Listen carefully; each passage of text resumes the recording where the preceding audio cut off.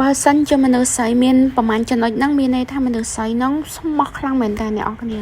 ទី1ញាក់អាឡេអាឡក់និយាយទៅចូលចិត្តឲ្យគេលួងទី2មានរឿងអីក៏ប្រាប់ទៅណាក៏ប្រាប់មានរឿងអីក៏និយាយប្រាប់និយាយទៅគឺគ្រប់សពបែបយ៉ាងប្រាប់ទាំងអស់ទី3ចូលចិត្តសួរដេញដោលរឿងរ៉ាវអតីតកាលរបស់គេទី4ជាមនុស្សស្រីដែលចូលចិត្តនិយាយផ្អែមល្ហែមចូលចិត្តឲ្យគេលួងចូលចិត្តអ្វីដែលទន់ភ្លន់ទី5ជាមនុស្សស្រីដែលងងក់ច្រើននិយាយអីមិនបានទេប៉ះពាល់តែបន្តិចសោះងខ្ទើតខឹងគេ1ម៉ោង2ម៉ោងអីបាត់ទៅវិញហើយគេនិយាយថាមនុស្សភ្លើងច្បែងណាអ្នកអរគ្នាហើយមនុស្សចឹងអត់ចេះគុំគួនទេណា